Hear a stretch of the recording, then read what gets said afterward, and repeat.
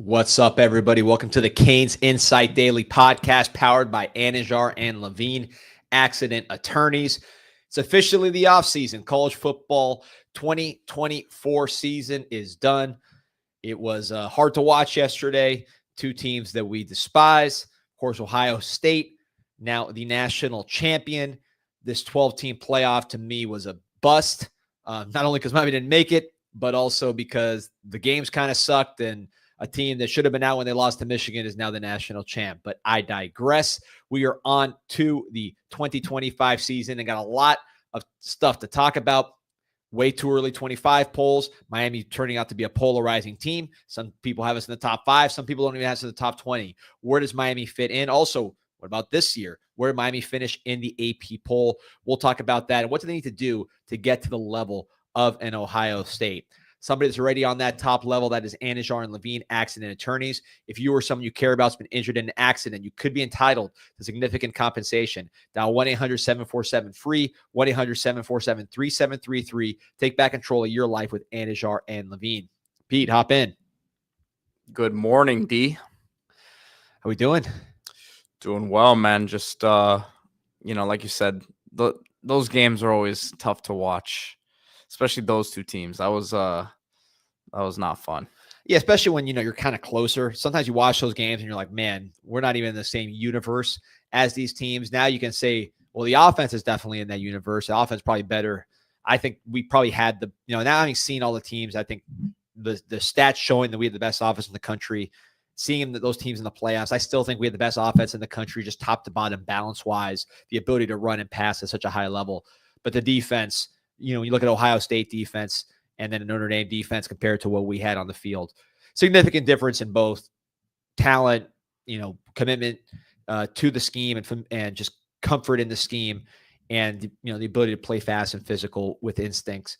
I think Miami just lagging significantly behind in all of those categories, but offensively we're there, which makes it a little more frustrating because you're not like watching a different sport. You're just watching a different sport on one side of the ball. Yeah, I think that although by the numbers it was the best offense in the country, I will say still not having that, there's only one team that has him, Jeremiah Smith, and like just the ability to like go to him, and it doesn't matter what play you're calling, but you can just go to him, and having that special player. And look, you could argue that Xavier Restrepo was that many times this season for Miami, but I still think the offense is missing a dude that you can just rely on as a legit number one in terms of the matchup. I'm not talking about the production or the consistency. I'm talking about like the actual matchup.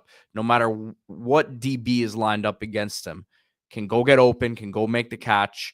And I think watching Jeremiah Smith just continues to put a microscope on that for me. Yeah, by the way, talking about how close we are, we'll start there with Jeremiah Smith. I mean, it goes into Donaldson. When can we begin the JJ rumors? The reverse LeBron. Start the movement right now. Post all those Photoshops of Jeremiah Smith with LeBron's face doing the decision. It'd be the reverse, right? He wins a championship up away from his hometown in Ohio, and then comes down to his hometown in Miami. Be a flip of what LeBron did. I'd put the odds low, but it's possible. It's not something that's just totally made up. I think if he could get in his head that he's basically LeBron and has that kind of power and is that level of player as the best player in college football, hey, stranger things have happened. Start the movement.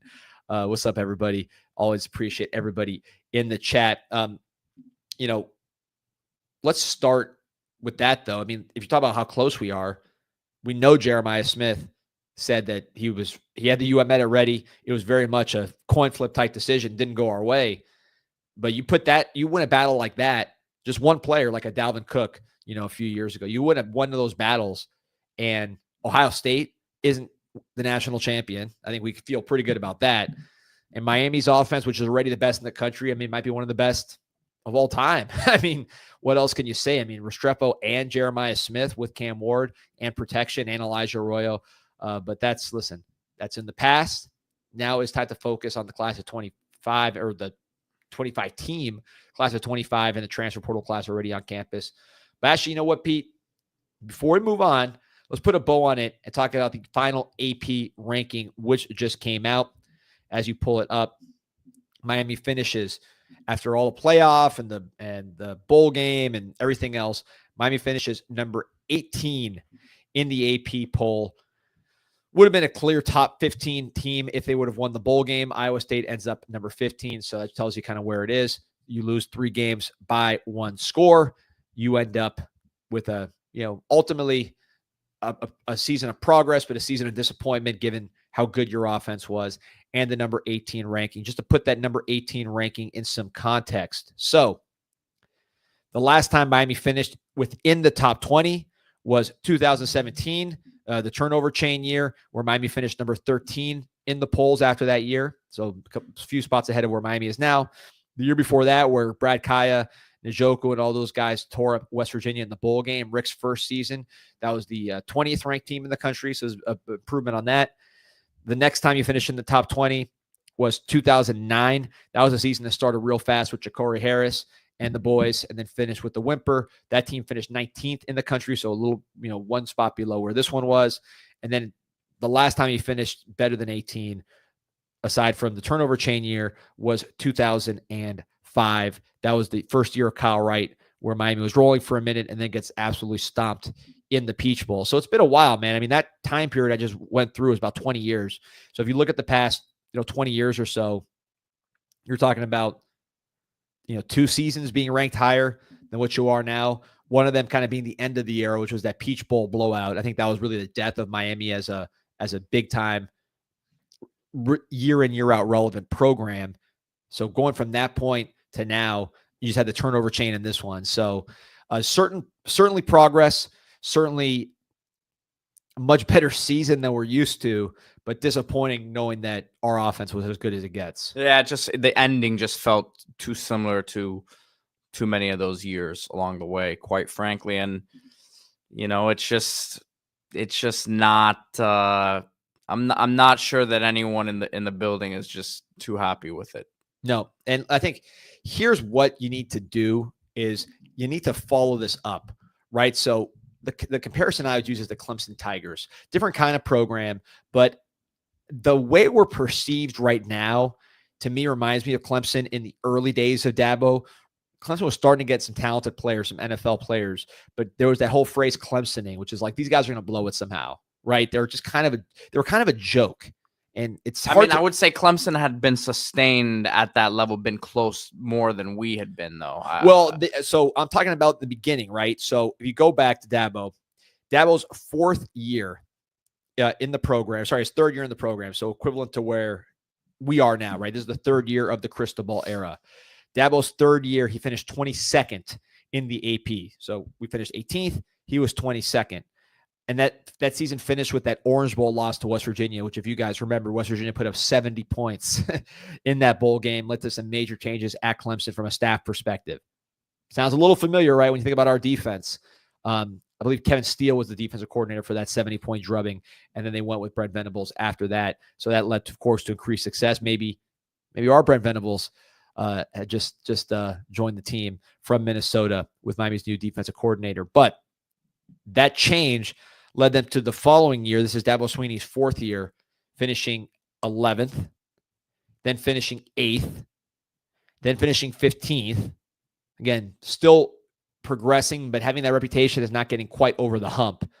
And then after that, top 5 finishes for 1, 2, 3, 4, 5, 6 straight years. And the last few years, not as good, but still a very, very good program.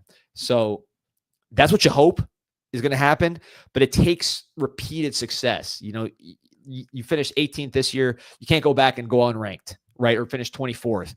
You got to stay in, maybe get in that top 15 next year, maybe get in that top 10 next year, and just have that sort of progress where you're not going to snap your fingers and be what Ohio State is right now or what Clemson was when they were really rolling, but you can keep progressing in that general area.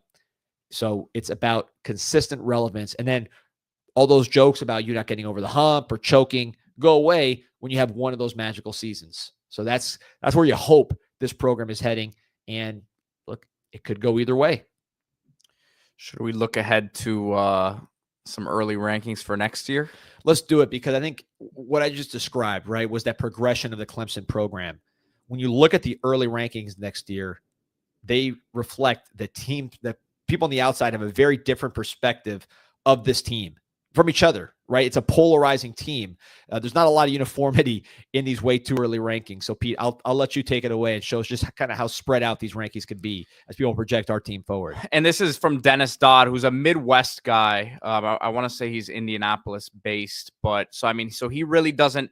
You can't say he has like SEC bias. Maybe he has Big Ten bias. Maybe we'll say that, but no, like you said, D, I think it's very interesting to always look at the national people. I think for years, Miami fans have said, well, that the national reporters, the national writers are undervaluing Miami. They're not rating them high enough in these subjective rankings, but they've been pretty spot on for the most part over the last 20 years. So it's interesting to see a guy like Dodd who, covers the sport in such a such a macroscopic view that he has Miami where he does, which is number 3 here. So he has Texas. They're going to be a lot of people's number 1 going into next year with the talent they return. Colin Simmons defensively, Trey Moore just announced he's returning. Then, of course, Arch Manning. Georgia here, we understand the quarterback situation is going to be way different, but they've recruited at the level they have, and they've added some guys in the portal. And then Miami coming in ahead of Ohio State, and then Penn State, who returns. Now, this is an interesting one to me, D. Nationally, I would think that most people would have Penn State ahead of Miami going into next year. Both running backs return. Drew Aller returns. The receiver room needs to get situated, but you return Drew Aller and James Franklin's in the top 10 every year. I'm a little bit surprised by that one. Yeah, and look, this is going to be a ranking that's out of probably the range of where Miami usually is, high or low. This is going to be an outlier on the high side, I think, at number 3. But this is a big-time national writer, big-time national publication. So it shows you the scope. This is not like some random site. When you read the report from Dodd, I think what he's banking on, and look, you have Clemson there in the top 10 below Miami. Of course, Clemson won the ACC this year and is the dominant program in the conference over the past decade plus.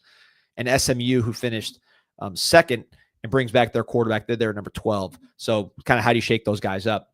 Obviously, Dodd feels strongest about Miami. I think part of the reason is if you look at NFL talent,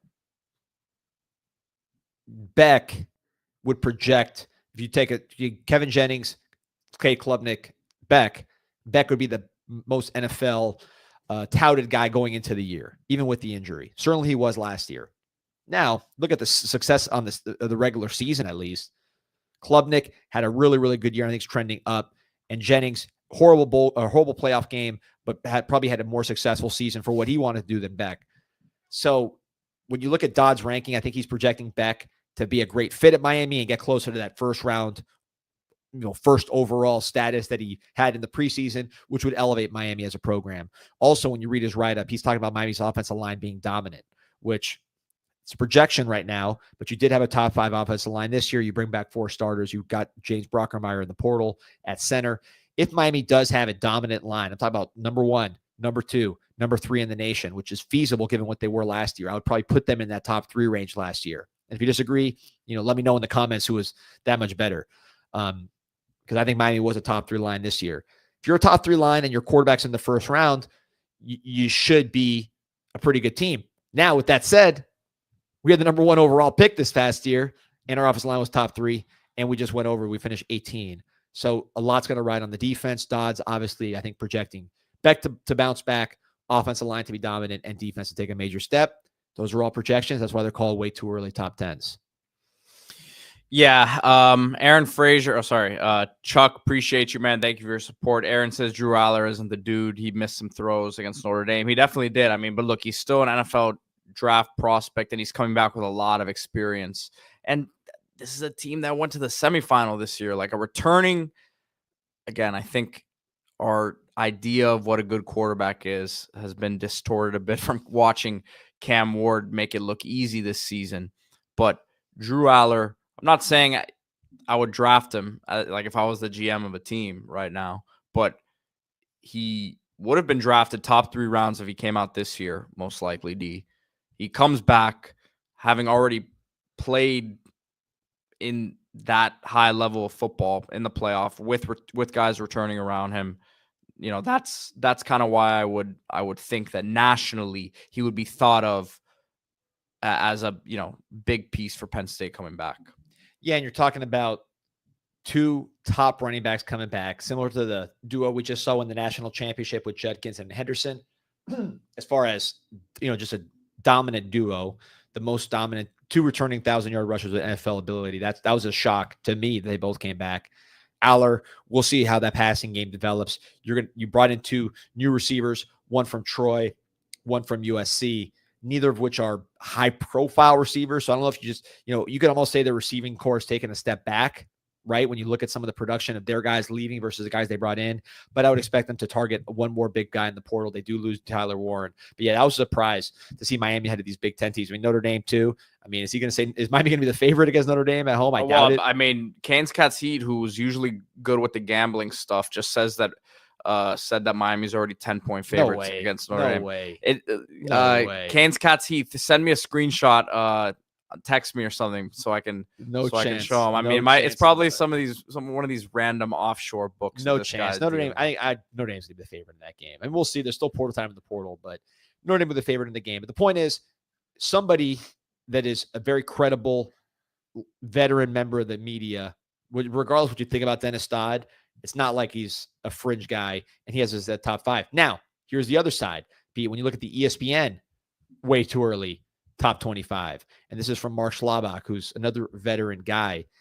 He has us all the way down in the 20s, taking a step back from this year where we finished 18th. He has us at 23. And, he's talking about replacing all of what we have to replace on offense. So you don't know about Beck because of the injury, which is another reason why I think you're seeing such a polarized view of Miami's ranking, because you don't know what you're getting at quarterback with Carson Beck. Mentions we bring in Daniels, Carnley, O'Connor, Poyser, Brantley. I think, those moves are going to get attention. But certainly with ESPN's report, he's focusing on all the players we're losing, which is going to be considerable, between 6 and 10 players probably drafted. And then, of course, the best player in the country, best quarterback in the country, at least one overall pick in Cam Ward. So sorry to cut you off, D, but I just got a text from our boy, the promo guy right now, or we both did. And Miami is 2.5-point underdogs. This was last night. I didn't even see this text last night. I must have fallen asleep. But Miami's 2.5-point underdogs against Notre Dame.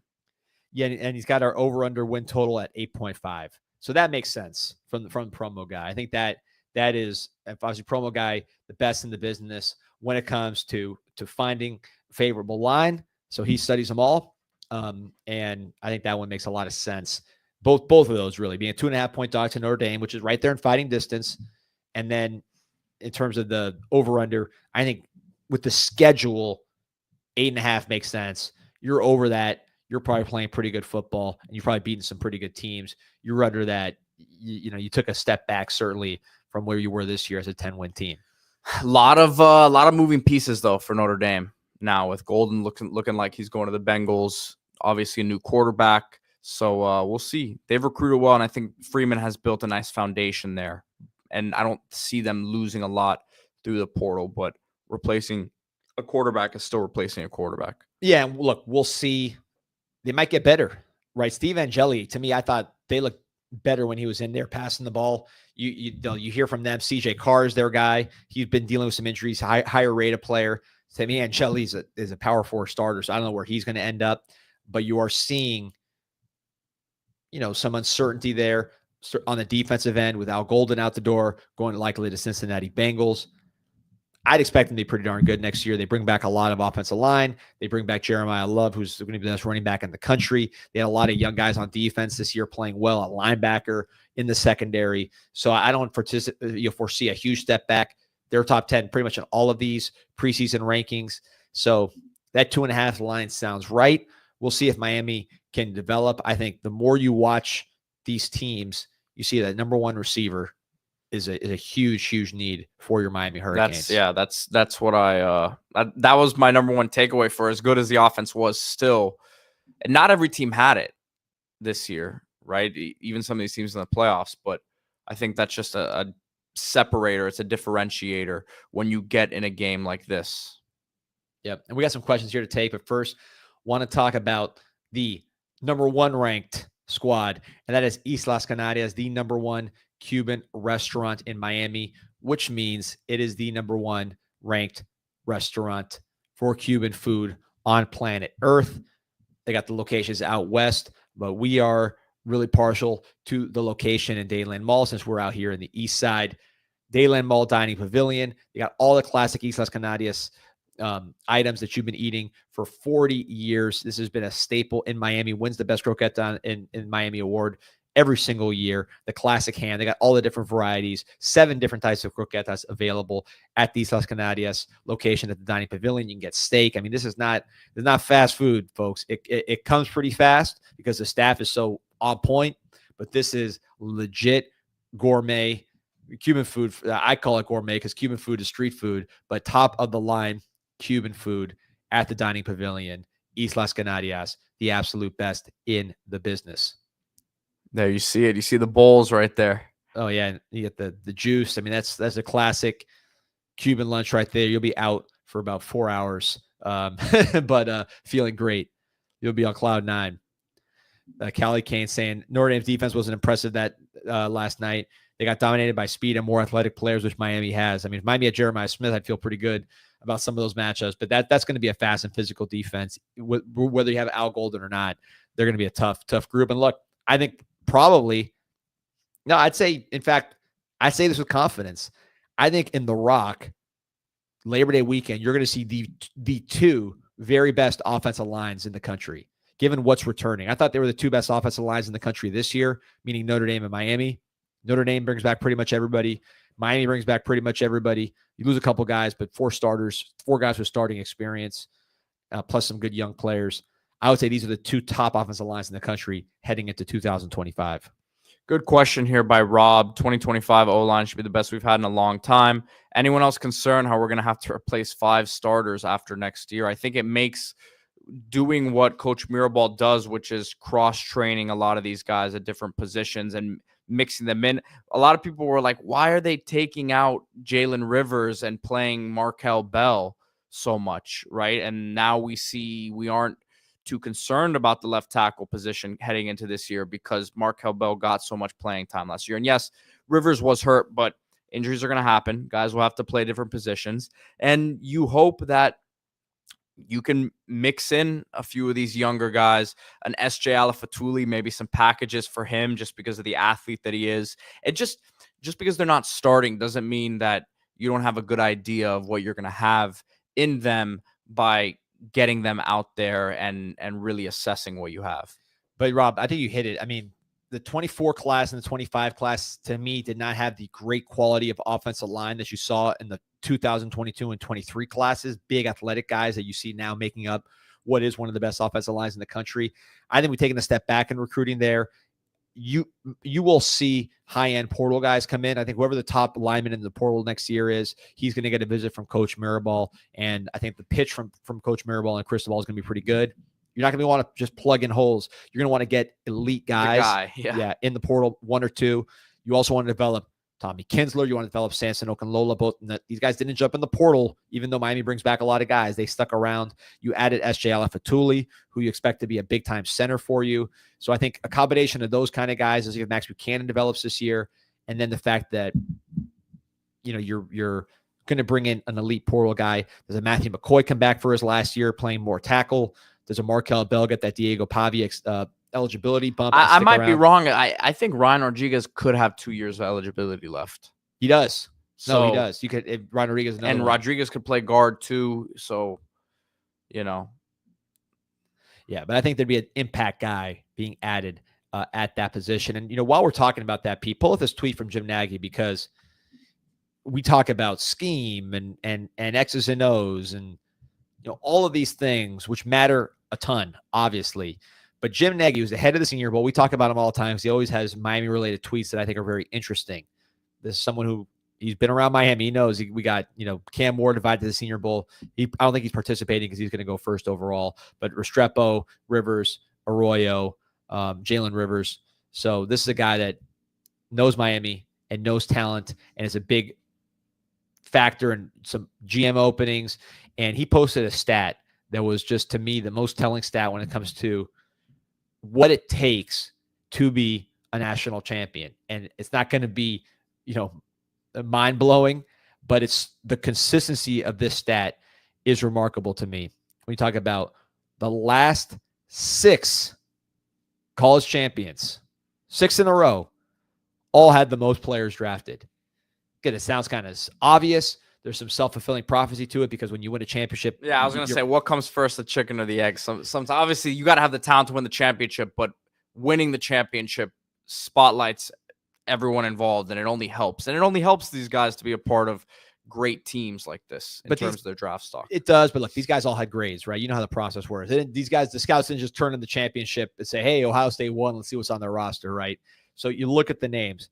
LSU, 2020, 14 players drafted. It wasn't just Joe Burrow, Jamar Chase, Justin Jefferson. Of course, all of these teams had impact elite guys, which that's another part of the puzzle, having elite impact guys like Cam Ward, like maybe a Francis Mauigoa next year.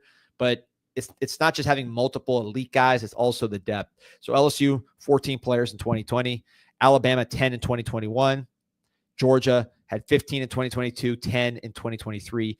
Michigan last year, look, Michigan's a team that didn't have the elite players. J.J. McCarthy, a first-round quarterback, but not like a Cam Ward dominant player. Your running backs and your receivers were okay in that team. Your offensive line was okay, but no blue chip, top 2-round offensive lineman for Michigan. It was more of a unit. Tight end Colson Loveland, we'll see where he gets drafted. He'll probably be a top, maybe I think more day 2 pick, maybe a first rounder, but I think more day 2. And then defensively, you had Mason Graham, Grant. Those are 2 probably first round tackles. Will Johnson as a first round corner. But Michigan didn't have like elite talent on talking about like top 10 picks stacked. It was more about it was an elite collection of talent with 13 guys drafted. Flash forward to Ohio State. Jim Nagy just wrote, trust us, meaning that he knows that Ohio State's probably going to have 15 guys drafted this year or 14.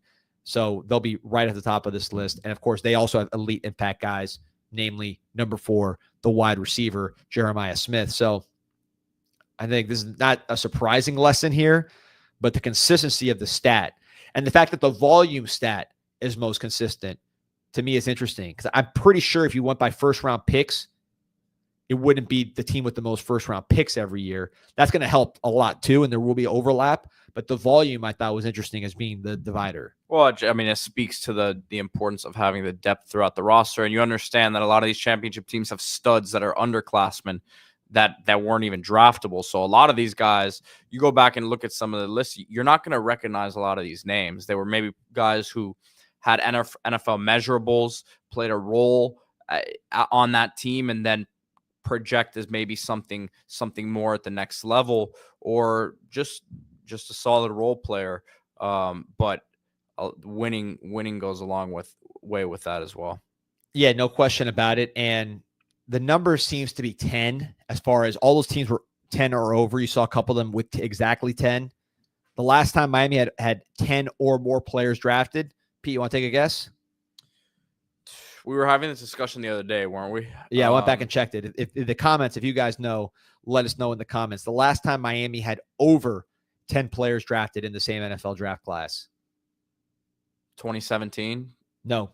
That was a good draft class, but it was not to that level. I'll pull up that actually right now because that was a heck of a draft class. And of course it correlated with, we just went through it, right? What were our top ranked teams? That was one of them, the 2017 class, but that's not what I'm talking about. So one more. We have some guesses in here. So let's see a guess. We got 02, 04, and 05. 02. So that was Callie Kane, 818 Callie Kane. 02, which of course the draft is the year after the college football season. So it's the 2002 draft. What season is it?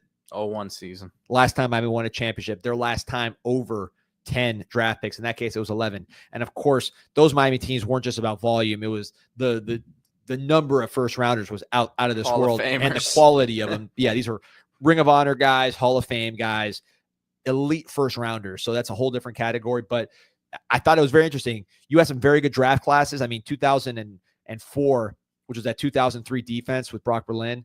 I mean, that team was loaded, man. You had Vince Wilfork, John Vilma, DJ Williams, Sean Taylor. So, elite guys, but you didn't have Roll that year. Roll's the next year. Yeah, next year. So the depth was not as strong as 2011. But yeah, 2017. But like we just went through that list, right? So when was the last time Miami was ranked in that 18 range that they're ranked now? This is the number. We can close the book on the 2024 season. Miami was the 18th best team in the country. Let's just put it right there. I think that's a fair ranking. Last time we were in that range, number 13 for the 2017 season and number 20 for the 2016 season, right? Last time we were in that range. 2017 draft, which is after Rick's first year. This is following that West Virginia Bowl win. You had 1, 2, 3, 4, 5, 6, 7, 8, 9 players. And I'll go over the names here, Pete. Actually, I'll send you the link so you can post it in the chat because this is interesting. You look at that 2017 draft class. David Njoku, first-round pick. Rayshon Jenkins, fourth-round pick. Both of them still in the league, still starters in the league. Corn Elder, fifth-round pick. Danny Isadora, fifth-round pick. Al-Quadin Muhammad, who's still in the league making plays for the Detroit Lions, but didn't play on that actual team. He would have made a big difference. That could have been a 10-11 win team with Muhammad and Jermaine Grace. He's a sixth-round pick. Brad Kaya, sixth-round pick. Stacy Coley, a seventh-round pick. Adrian Colbert, who had a very nice career, seventh-round pick. Marquez Williams, the fullback, seventh-round pick. So that was a 9-player class, and that corresponded with one of our better teams.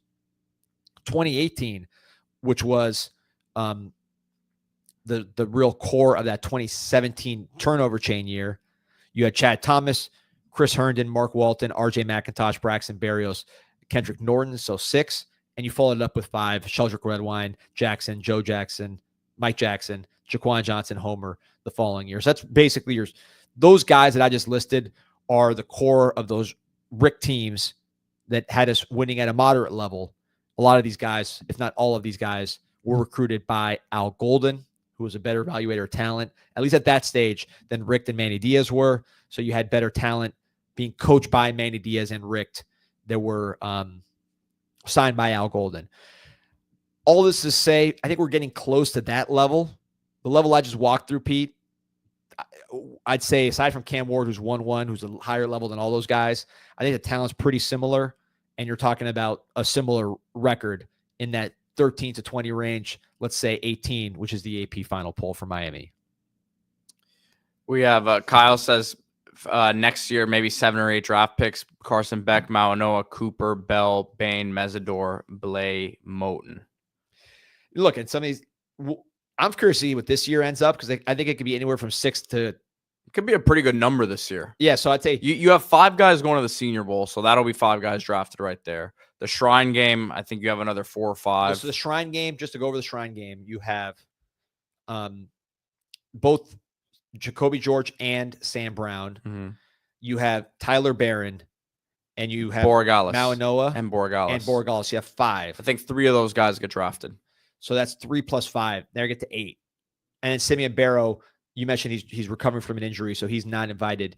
If he does get drafted, and just with the ratio you're talking about 9. Yeah, that's a big number. I think 8 players, 7. I think 7's the safe number, and then 9 to 10 maybe potentially is your max. Yeah, I think that sounds right. Maybe 6 is your floor. Yeah, the 5 Senior Bowl guys. One of the other. There's always stuff that pops up that we don't know about in terms of medical history and stuff, that there may be a guy who's a late round pick who doesn't get drafted because of it. And then there's always guys who are surprises too, by the way. Jaden Davis last year, DJ Ivy, the Shrine guys that we've had that have not gotten drafted. You're talking about Leonard Taylor, who was a character thing, but he ended up being, he should have been drafted, right, based on his production as a rookie he played and is trending in the right direction. De'Ara King was a Shrine guy, didn't get drafted. Size there is the issue. And then Charleston Rambo, which I was surprised that he never made it, at least on a roster. But I think that's a tough position. He wasn't. Yeah, I think the speed wasn't great for him. I think he ran 4.5s, and it was fine, but it wasn't great. So let's talk about next year because someone brought this up. They're saying, so Kyle, friend of the show, appreciate all his support. Remember, like and subscribe to the show. We got over 1,000 on. We're going to be rolling all off season. A lot of recruiting stuff cooking here, but we got Carson Beck. I think that's a safe bet to get drafted, barring anything crazy. He would have been drafted this year with a bad elbow. Francis Mauigoa, you heard Matt Miller from ESPN talking about Mauigoa as a potential 1-1 overall. I don't think that's going to happen, but that was mentioned by someone at ESPN. Of course, Miami's going to have the 1-1 overall most likely this year. 2 top 5 picks back-to-back. Now you're getting a little more relevant. I think that's a safe bet. Cooper didn't have a great year this year, but you could see him as a guy that's a draftable player just because of his size and athleticism. Markel Bell, I think he's someone that's going to be surprise people. Pete, we're big Markel Bell believers. I think he's going to make a huge jump this year. He could potentially come back with the Diego Pavia ruling on junior college players. That's something to monitor. Ruben Bain, even with his off year, I think is a draftable player. Messidor, I think if he would have gone pro, I don't think he gets drafted this year. So we'll see with full season on the edge. Pete, you've mentioned he's had draftable grades in the past. Yeah, in the past, I think he's got to rebuild himself now. David Blay, I think he's a sleeper here on this list. Watching against Arkansas, this is the Louisiana Tech signee, the number 2 transfer in the portal. I think he's definitely an NFL type guy. I think he's a higher level than what we had with like a Clark and Cook and guys like that. Significantly higher level. I'll give a sleeper. I'll say a sleeper to get drafted if he has a huge season is Wesley Besant because he can run. And look, I'm counting on Coach Heatherman, who's a linebackers guy, getting the most out of him in the season. He's going to be able to run well, which at that spot is the key. He's got a lot of work to do, but he I hope that happens. That's as I said, long shot. I said long shot. Ahmad Moten, he has a chance. He has work to do to get to that point. I'll throw in one that's not being mentioned here. Mark Fletcher. Yeah, as a junior, he'd probably go pro if he has a good year just because of and stays healthy, just because running backs and health concerns. I've always viewed Fletcher as just like a super back, right? You look at the NFL, you got fullbacks all over the place.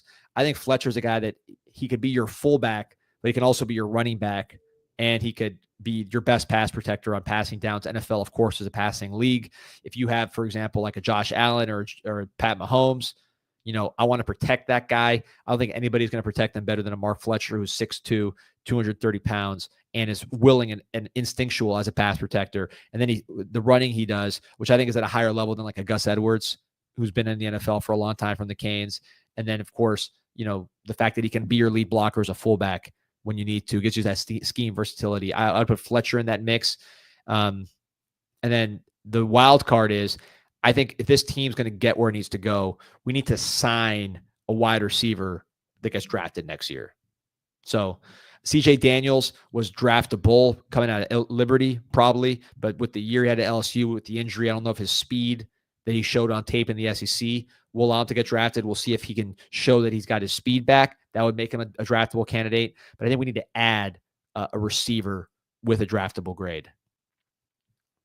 Appreciate everybody in the chat. Appreciate you, Nico. So that's, it'll be interesting. But I think 10 is the number you got to be aiming at. If you're talking about winning championships, that's got to be a double-digit draft number with multiple first-round picks.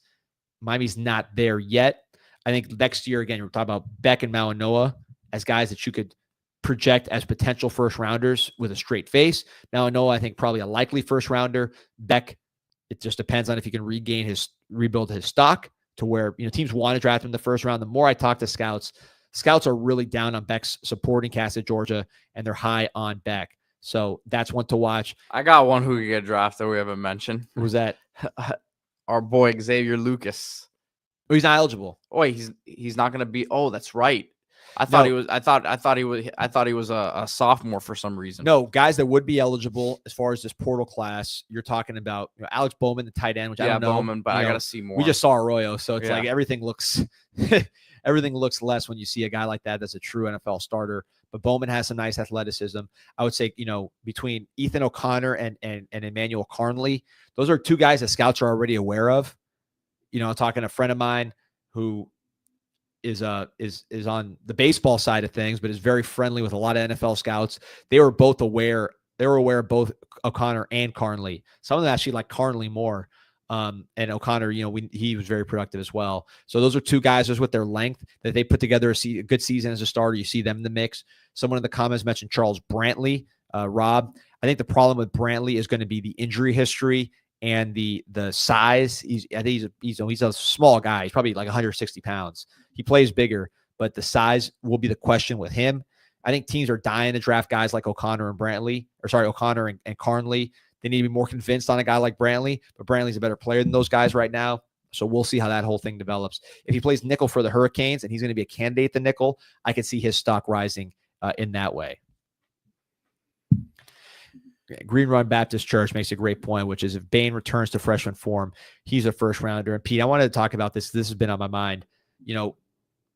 With Bain, the more you watch the film from last year, the more you see him towards the end of the year. His body is telling him defensive tackle. And I know he wants to play defensive end, but I'm looking at a guy like James Williams, man. James Williams for the Titans, he started at the end of the year. Last 4 games, he was playing significant snaps and or starting games. And when you hear the coaches at Tennessee talk about him, they say, we love the length. We love the attitude. He's playing great in practice, but he needs time on task. He needs more reps at linebacker. And the sad thing about the whole thing is he should have been playing linebacker at Miami from his freshman year on. And he would have been first, second round type player, third round type player. Which I don't know if he was willing to do, him personally. I know he wasn't willing to do. So I'm saying, it's let's not blame the coaches. No, I'm not blaming the coaches at all. I think it's the player problem. Ray Armstrong was the same way. He played 80-something games in the NFL, but if he would have come in as a first, second, third round pick already knowing what to do, I think his stability would have been higher. So it's frustrating with a guy like Bain because I know he wants to play defensive end. And with the transfer portal era, you can't just say, hey, James Williams, you're playing linebacker. You can say, screw you, I'm going to Georgia. Bain's going to go, he can go anywhere in the country if he doesn't, if you're trying to force him into a position he doesn't want to play.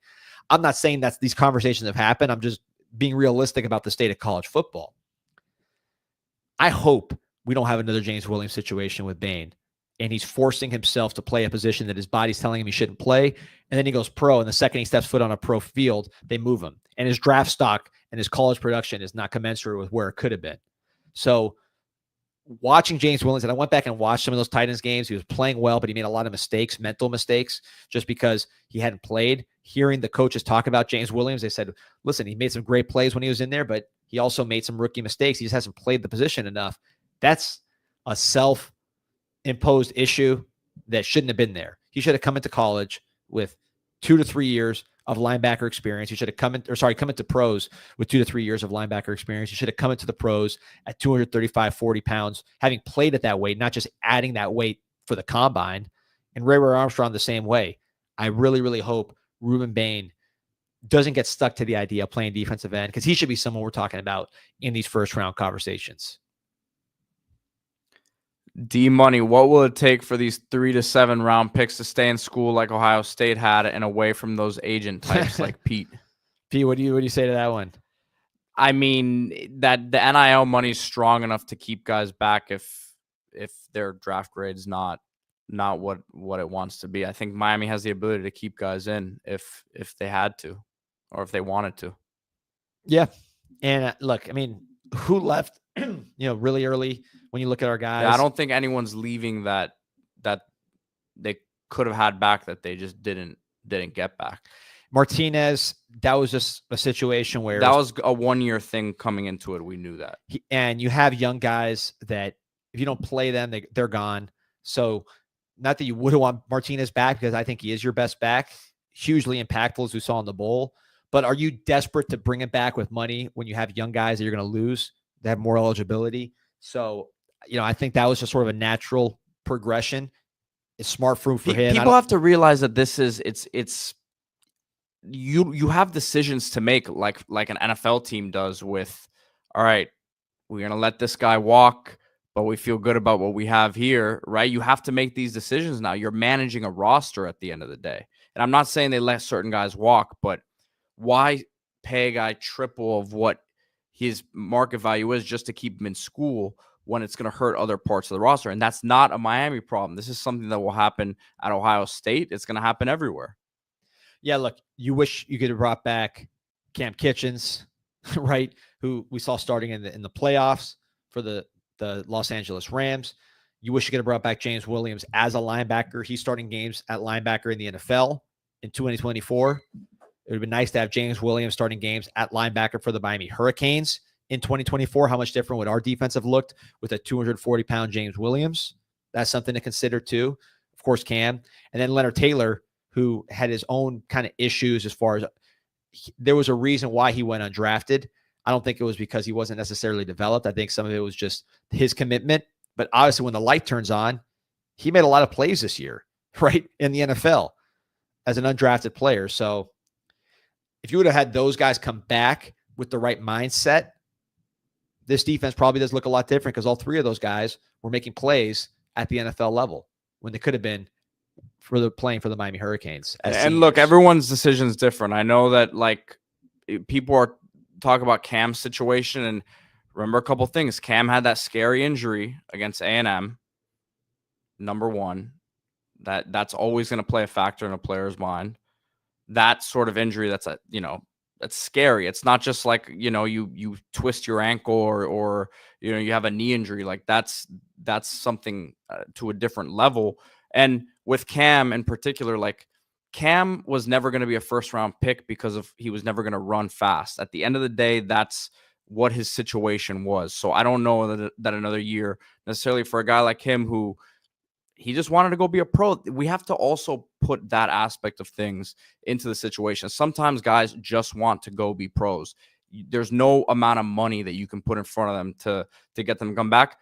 Point in case, Quinn Ewers. Yeah. But to me, that's why some of them don't like Cam Kitchens, whatever. I would love to have him, but I could see how, I thought he made a bad decision at first because he wasn't playing very well. Then once he got going, he ended up starting. The experience someone like that who's very smart and is a sponge has gained this year is invaluable. I mean, he is such a better player at the end of this year than he was at the beginning. And you can't say he's not being developed and he's not taking his own personal steps to develop. The one that's frustrating is the James Williams. Yeah, but I agree. If he was on this team and he was playing linebacker, that'd be great. But was he willing to come back and play linebacker? He was willing to do it in the NFL because he didn't have a choice. He wasn't gonna have a job if he didn't do it. I still don't know if he would have been willing to come back and do it at Miami. He wouldn't have been. So it's like that's a moot point to me. It's from the coaching standpoint. I don't think there's much more the coaches can do. I'm just lamenting the players' decision. And James Williams, a guy that loves Miami. He was he got a lot of criticism for some of this, immature penalties, right? Which is fair. But James Williams loves being a Hurricane. He played hard. He had a lot of passion for the team and for the school. It's, to me, the way that should have gone, if everybody's acting logically, is he's playing linebacker his last 2 years. Or maybe just his last year as a senior, he says, all right, fine, I'm playing linebacker. He's 240 pounds. He's making a huge impact on this defense because can you imagine having a guy like James Williams, especially with our nickel problems? You could put him in the nickel as sort of but if he's not willing to play it, then it doesn't. You can't do anything about it. But I'm saying if he was being smart, he would have done that and he would have been drafted first 2-3 rounds. And it's a whole different perspective on him than really fighting to get into that lineup for the Titans. Now he started at the end of the year. It worked out somewhat for him, but people should not be learning new positions at the NFL level as late round picks or undrafted picks in the case of a Ray Armstrong. That's not the right way. I don't want Ruben Bain to go to the NFL as a 5th, 4th round pick and they say, hey, here's a diet plan. You're a D tackle now. I want to see Ruben Bain get drafted in the top 15 as a D tackle. That's, to me, what makes the most sense. And I just hope some of these players learn from the mistakes of their predecessors and make decisions that benefit them and also benefit the team. There's not a conspiracy to, make James Williams not a safety or Ruben Bain not a DN. Everybody wants what's best for the player and for the team. And I think their bodies are just telling them it's time for position switch. Kyle says, spoken like a true agent. Pete, stop. I'll use D Money's phrase. Stop me when I tell a lie, man. I don't know what I said. That was off base there. A couple questions I want to get to. Matthew Owens, any word on spring game location? I think it's going to be at campus. They announced campus. On campus, just like last year. Rich Andrews asking, any of the transfers draftable? I think certainly David Blay is the one that jumps out as a defensive tackle, and he's an older player, so he's definitely going pro. Ethan O'Connor and Emmanuel Carnley are 2 guys that scouts are aware of that are draft eligible next year as redshirt sophomores. Both started last year at corner. They're going to have a competition to start at corner here. We talk about Brantley, OJ Frederic, freshman All-America, and now Xavier Lucas. So we'll see how that all kind of shakes out. but they're two guys that have traits that have scouts' attention. So if they have a big year, they could potentially be draftable. Corner is a premium position. You can never have enough of those two guys or those type of guys. Canes Get Live. What's up with Calvin Russell? I think, like I mentioned on the show yesterday, Syracuse is recruiting him very, very hard, selling him on the two-sport ability. He has a great relationship with Fran Brown. His teammate, Jabari Flowers from Northwestern, also being recruited hard by Syracuse. I wouldn't be surprised if Syracuse gets an early commit or at least gets the early momentum with him, but there's a long game with him. Syracuse is not the type of team that wins these battles long-term because of the bad weather, because the team is inconsistent, because of a lot of things. So I think Miami just got to keep plugging away with Calvin Russell, selling him on his own legacy, not his mother's legacy, who's in the Hall of Fame as a basketball player, just being a great player. And then when you get a new basketball coach in there, you could sell the basketball program and you sell the quarterback, Darion Coleman. So we'll see how that one goes. Brian says, talking about Bain reminds me of how Golden ruined Chicolo. We talked about this the other day. I think it's a little different. Like Bain, people need to understand, I think with Bain, his body is just like naturally, he's just outgrowing what he was as an edge guy who, could play that position. Chicolo just didn't look natural. Bain, I don't think he's doing anything wrong to get that way. Chicolo it just did not look, his frame couldn't hold that weight. Yeah, it's like the other direction, right? So Chicolo, we tried to make him too big. We went against what his body was telling him. His body was trying to be lean and athletic, as we saw in the NFL when Chicolo had a long NFL career. Switch to Shark Russell. I know you got ties. I know that last name. Listen, man, everybody in the world knows that if Miami wants to win a national championship, they can't be letting guys like Calvin Russell leave the city. We just saw Jeremiah Smith and what he did. The closest thing physically to a Jeremiah Smith is a Calvin Russell. I'm hearing Syracuse buzz. I hope that I'm hearing wrong, and I know it's a long process, and obviously he has a ton of local ties. He's going to have a great quarterback in Darion Coleman, who was just named MVP at Battle Miami. So Shark Russell, I hope those eyes are a good thing. Keep us posted on your boy there, because we need him at Miami. No more letting these elite receivers leave the city. But yeah, Chicolo, I think when he slimmed down, he had a long NFL career. He was much less productive when he was big. Bain, I think, is the opposite. I think his body's telling him to be bigger and trying to artificially slim him down, just like James Williams are artificially trying to slim him down. You end up getting a player who's slow for his position and not as impactful as he could be at a different position. I'm trying to pull this comment up here. It says Coleman transfer question. He's talking about Darion Coleman. Did he transfer high schools? No, he was doing pretty good at Jones. Look into that, P, while I'm answering this question. I always pronounce your name wrong. I say Spo1 Worrell because I'm thinking about the Heat. SP1 Worrell, friend of the show, appreciate you, says that Dono thinks Oregon is Russell's first choice. I talked to Russell last year at OT7, so this was like the summer of last year before the season. It was him and Malachi Tony, and they both wanted to visit Oregon at that time. We'll see if that's changed. Oregon has a lot of appeal. They just landed the number one receiver in the country, into Corian Moore, who I think is going to be like another Jeremiah Smith as far as a day one plus 1,000+ yard receiver. No, we'll see. Oregon's pretty far. It's definitely a culture shock.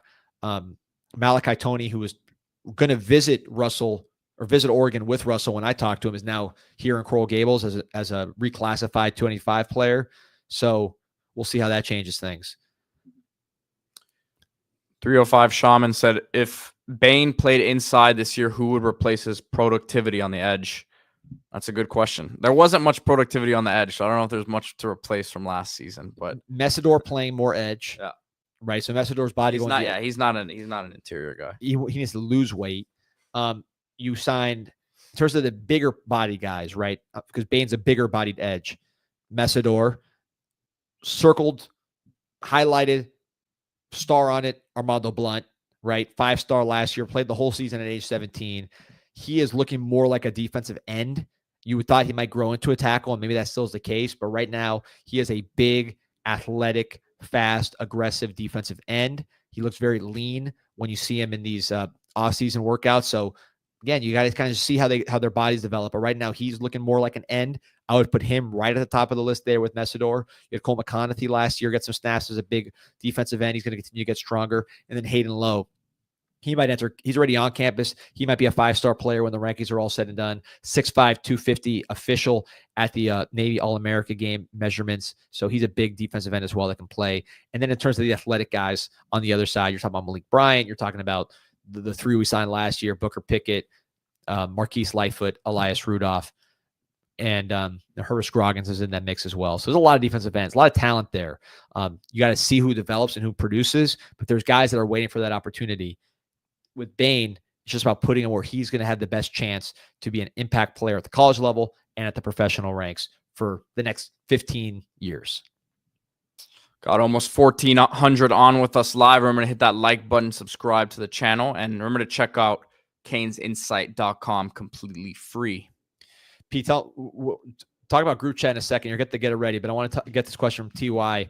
He's saying, after watching Jeremiah Smith win last night, we must stop these generational talents from leaving. We must stop this. I agree. I mean, look, again, when I watched the game yesterday, usually when we watch these games, I'm like, man, we are miles away from this offense. We are miles away from this offensive line. We're miles away from this running game. We're miles away from this quarterback.